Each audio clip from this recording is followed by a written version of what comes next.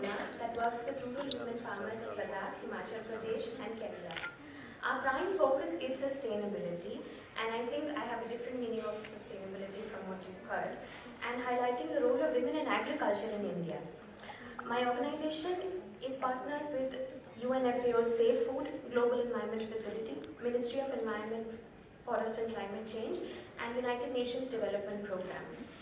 We have recently received a full scholarship by Government of Sweden to study green sustainability and sustainable agriculture. We've also been awarded Social Impact in India by the British Council this year, which takes me back to my time in England. I spent 8 years in England studying in King's College London and working in the education sector, where I noticed children suffering from ADHD, juvenile diabetes. My seniors told me that most of these diseases sprung from their diet and lifestyle, which led me to study macrobiotics, which is a Japanese philosophy which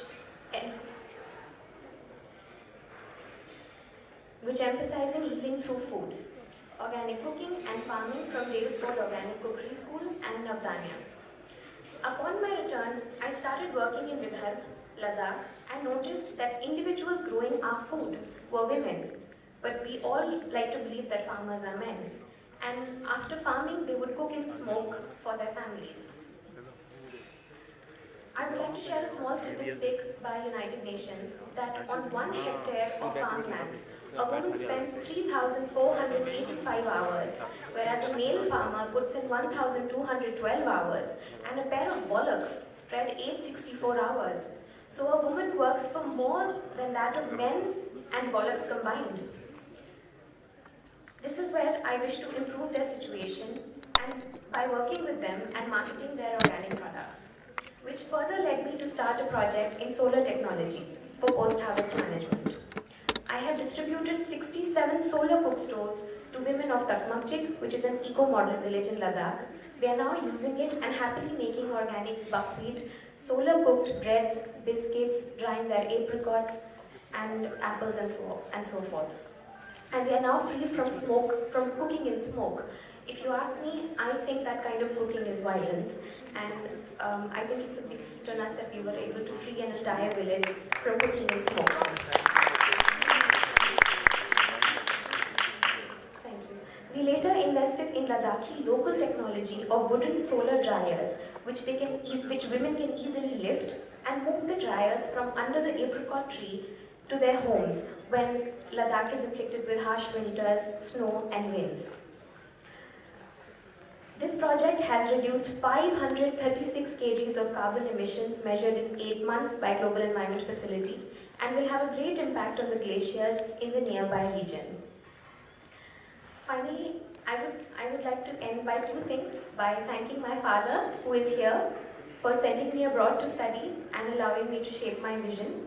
I can never forget when I was working for a healthcare firm. I had to quit and take the decision to do my master's, and I asked him, I said, Papa, I don't think मुझे फिर job मिलेगा and this and that. I was really nervous. He said, नहीं, तुम जाओ, तुम और अच्छी हो जाओ. So I'm very happy here.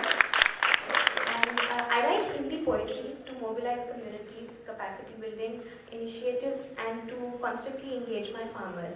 And a lot of times I think my peer group in Delhi or my friends, most of them, their ideologies towards social media, digital marketing, and for a health professional, there's a lot of pressure on us through social media and mainstream media to look a certain way, to have a certain body weight and shape.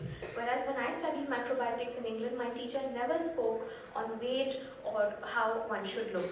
So this poetry is called Jugnu Ki Chamak. This is in Hindi. जुगनू की चमक, internet sensation की महक, एक पल में चकाचौंध, दूजा पल नीरस लहक, पूरी दुनिया एक फोन में समा जाए, ऐसी रची जुगनू की चमक। पूरी युवा पीढ़ी अपनी ऊर्जा, अपनी परछाई रौंदने चली, ऐसी छाई हाय जुगनू की चमक।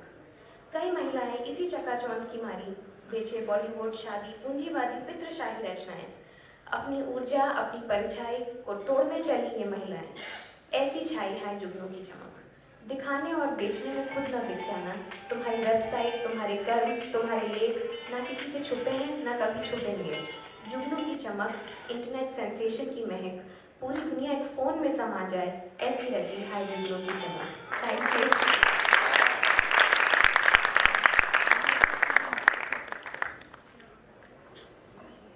Amazing. Wow, you have mesmerized us with your poetry and your very sweet words and sweet energy. Thank you, Neha, for being here this evening. With that, I move on to the next speaker. I'd like to invite Gita Ramesh, the Joint Managing Director of Kairali Ayurvedic Group, to share her life experiences with us. Very good evening to all of you. Firstly, let me thank Shubharadin for having introduced me to this Women's Economic Forum, and Dr. Queen Arora for having invited me over here and speak on this dais. It's a great pleasure for me to be over here. India's tradition, and I have to talk about my journey of my subject, Ayurveda. India's traditional medicine was on a decline, or we could say was almost getting lost. It was when me and my husband started the first Kerala Ayurvedic Center in 1989 in New Delhi.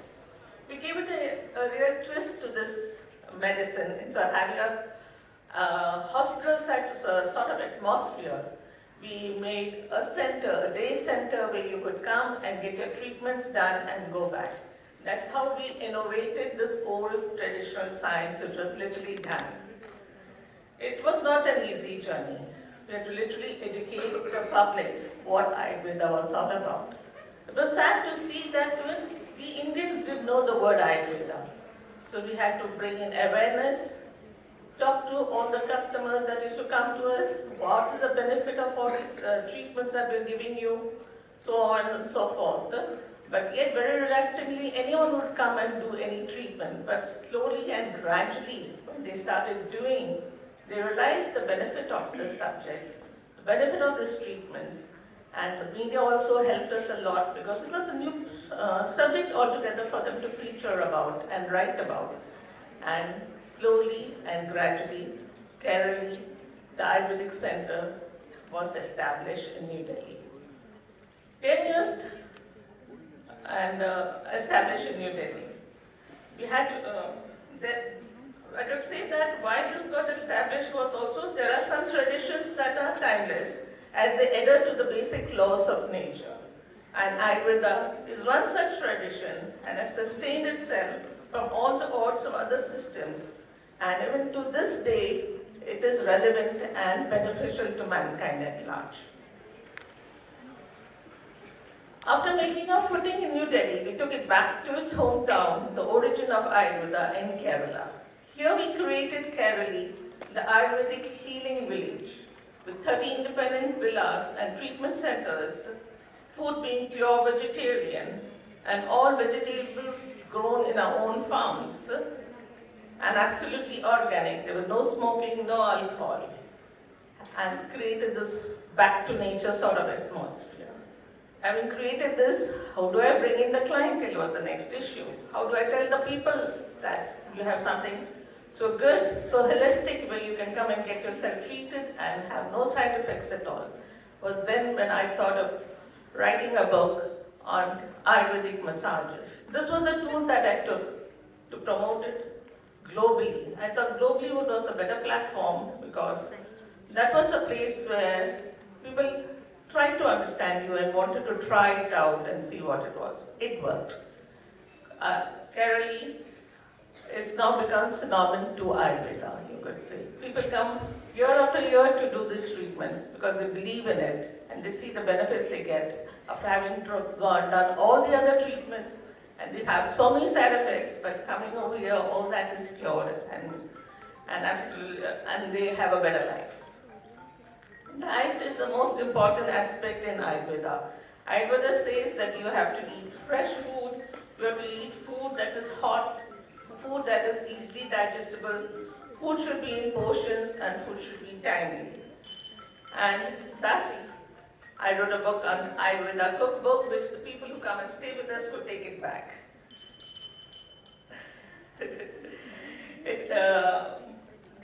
Okay. So Ayurveda, so after the cookbook, then let me say now this journey. This Ayurveda is, the beauty of the Ayurveda is has a wellness sector and the treatment sector. In the wellness sector, now Ayurveda has really grown a lot, and the wellness sector in India is growing by leaps and bounds, and is progressing so much.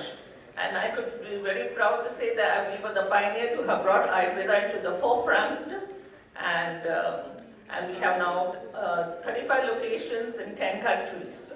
And also have many verticals of Ayurveda, the manufacturing sector, the teaching sector, all this is there. And also happy to say that Ayurveda is 100% make in India, what our Prime Minister Narendra Modi is all talking about. And we as Indians should be proud to take and tell the world at large that to keep yourself healthy, please make Ayurveda a lifestyle. Thank you.